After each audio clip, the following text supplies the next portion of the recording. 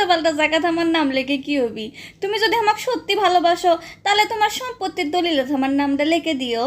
আচ্ছা রাফসা, বিয়ের আগে তুমি কত মিষ্টি মিষ্টি কথা করছিলা, কত ভালোবাসার কথা করছিলা, কত আই লাভ ইউ করছিলা, এখন আর কও না গে।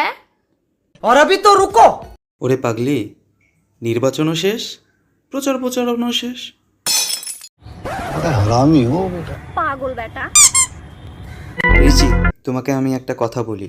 তুমি না আজকাল আমাকে অনেক মিথ্যা কথা বলা শুরু করেছো, কিন্তু কেন? लेकिन एक তাই सेकंड। তুমি কি রাখাল আর বাঘের গল্পটা পড়ছো? কি, এই রাখাল বালকের সাথে মিথ্যা কথা বলার সম্পর্ক কি? তো এই গল্প থেকে আমরা কি শিখলাম কও তো? যতদিন আমরা মিছা কথা কমো ততদিন লোকজন আমাকে আশেপাশে ঘিরে থাকবি, আর যখন থেকে আমরা সত্যি কথা কওয়া শুরু করবো তখন থেকে আর কেউ আমাকে আশেপাশে আসবি না। পাগল মহিলা। लेकिन एक सेकंड। রাফসান, তুমি এটা কি করিচ্ছা? গাছে তোমার নাম লিখছিলাম। আচ্ছা বলো না, তোমার নাম কোথায় লিখবো? বুকে, হাতে নাকি গাছে? और अभी तो रुको। এসব উল্টাপাল্টা জায়গা আমার নাম লেখে কি হবি? তুমি যদি আমাকে সত্যি ভালোবাসো তাহলে তোমার সম্পত্তির দলিলে আমার নামটা লিখে দিও। শয়তান বেটি। রাফসান, लेकिन एक सेकंड। কি ব্যাপার, এভাবে হাঁপাচ্ছ কেন? চলো না আমরা সিনেমা দেখতে যাই। সিনেমা চলো যায়। কিন্তু কি সিনেমা দেখবা? কেন আবার হরর ফিল্ম দেখবো? হরর? হরর সিনেমা দেখবা? তুমি আবার ভয় করবা না তো? 3 বছর ধরে তোমার সাথে সংসার করছি, তখনই ভয় পাইনি। আর হরর ফিল্ম দেখে কেন ভয় পাবো? শয়তান বেটা। আমাকে নিয়ে যদি কারো কোনো অভিযোগ থাকে তাহলে সেটা কাগজে লিখে ডাস্টবিনে ফেলে। বাইগান। चला जा भोसड़ी के। 2024 সালে এসে সানি, তুমি যে এরকম অশিক্ষিতের মতো যে কথা বলবা এটা আমি জাস্ট ইমাজিন করতে পারতেছি। রিচি, তুমি কি খাচ্ছ এত রাতে? তেঁতুল খাচ্ছি, খাবা? না, আমার খাবার দরকার নাই, কিন্তু এতগুলো তেঁতুল এত রাতে? হ্যাঁ, আমার মন চাইছে আমি খাচ্ছি। এখন কি আমি নিজের ইচ্ছাতে তেঁতুলও খাইতে পারবো না এই বাসায়? আজব তো, সবকিছুর জন্য কৈফিয়ত দিতে হবে। এত কথা কেন বলো? আমি তো কৈফত চাইনি, আমি বলছি যে এত রাতে তেঁতুল খাচ্ছ, কি তুমি কি কোনো গুড নিউজ দিবা? গুড নিউজ মানে বুঝলাম না, একটু ক্লিয়ার করে বলো। যারা প্রেগনেন্ট হয় তারা তেঁতুল খেতে খুব পছন্দ করে, তাই আমি মনে করছি যে তুমি রাতের বেলাতে আমাকে গুড নিউজ দিবা। মানুষকে শুধু প্রেগনেন্ট হইলে তেঁতুল খাইছানি? সবসময় তো আজে বাজে কথা কেন বলো? সবসময় সব কথা নেওয়ার মতো মুডে মানুষ থাকে না। তোমার সব কথা এখন ভালো লাগছে না। আমার ইচ্ছা হয়েছে, খাইতে ইচ্ছা হয়েছে, তাই আমি খাচ্ছি। মানুষের কি একটা জিনিস খাইতে ইচ্ছা হতে পারে না?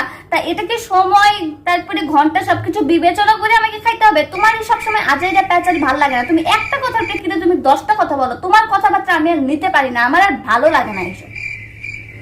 আরে রাগ করছো কেন? শোনোই না, তোমার হচ্ছে যে আম্মু দাদি সবাই বলতো যে হচ্ছে যারা প্রেগনেন্ট হয় তারা নাকি তেঁতুল খেতে খুব পছন্দ করে, তাই জিজ্ঞাসা করেছি। এই 2024 সালে এসে সানি, তুমি যে এরকম অশিক্ষিতের মতো যে কথা বলবা এটা আমি জাস্ট ইমাজিন করতে পারতেছি না, জাস্ট ভাবতেও পারতেছি না যে তুমি এই কথাটা কিভাবে বলো। একটা শিক্ষিত মানুষে, তুমি পড়াশোনা জানো, তুমি স্কুল কলেজে গেছো, তুমি এখন বলতেছো যে হচ্ছে এটার জন্যই মানুষ শুধু তেঁতুল খায়। এটা কোনো কথা? আরে বাবা, তুমি রাগ করছো কেন? তুমি রাগ করবো না? আমি একটা জাস্ট নর্মাল একটা জিনিস তেঁতুল খাচ্ছি, এটা নিয়ে তুমি এত কোশ্চেন করতেছো, এত কথা বলতেছো, মানে বুঝলাম না। আমি ভালো লাগে না আমার এসব। দেখো, আমার হচ্ছে যে আম্মু বলতো যারা প্রেগনেন্ট হয় তারা নাকি তেঁতুল খেতে, টক খেতে করে। দ্যাটস ওয়াই আমি তোমাকে জিজ্ঞাসা করেছি যে তুমি কি আসলে প্রেগনেন্ট কিনা। যেহেতু না। শোনো সানি, আমি একটা তোমাকে কথা বলি, এত কথার দরকার নাই। আমি তোমাকে বলি যে মানুষ যে কারণেই খাক না কেন, আমি যে জন্য খাচ্ছি সেটা হচ্ছে যে আমার কয়েকদিন জ্বর সর্দি ছিল, আমার মুখের একদম রুচি নাই, আমি খেতে পাচ্ছি না। তাই আমি জাস্ট আমার মুখের স্বাদের পরিবর্তনের জন্য ভাবলাম একটু তেঁতুল আচার এই টাইপের কিছু খাইলে আমার মুখের টেস্টটা একটু পরিবর্তন হবে, এই জন্য আমি তেঁতুল খাইতে নিছি। এখন এটা নিয়ে যে তুমি এত কাহিনী বানাবা, এত সংলাপ তৈরি করবা, এটা আমি জাস্ট বুঝতে পারছি না। আমি জাস্ট তোমাকে এখন রিকোয়েস্ট করতেছি, প্লিজ তুমি নিজের কাজ করো, আমাকে ডিস্টার্ব করো না, আমাকে আমার মতো থাকতে দাও প্লিজ। আমার ভালো লাগছে না এই রাতের বেলা তোমার এসব আজাইতে বাজাল। আচ্ছা যাই হোক, তার মানে তুমি বোঝাতে চাচ্ছ যে মুখের রুচি বাড়াতে গেলে তেঁতুল খেতে হবে, তাই তো? তাহলে ঠিক আছে, তাহলে সুন্দর করে বলতেই পারো, যে মানুষকে বলতে পারো যে হচ্ছে যে তেঁতুল খেলে কি কি হয়, বলে দাও তাহলে। তেঁতুল খেলে আবার কি হবে? এই যে আমাদের জ্বর হয়, সর্দি হয়, হলে আমাদের মুখে অনেক সময় রুচি থাকে না, আমাদের টেস্টের পরিবর্তনের দরকার হয়। তখন বেশি ঝাল দিয়ে কিছু, অথবা আচার টাইপের কিছু, অথবা টক জাতীয় কিছু, এই ধরনের খাবার দাবার খেলে আমাদের মুখের টেস্টের একটা পরিবর্তন হয়, আর মুখের রুচিও ফিরে আসে।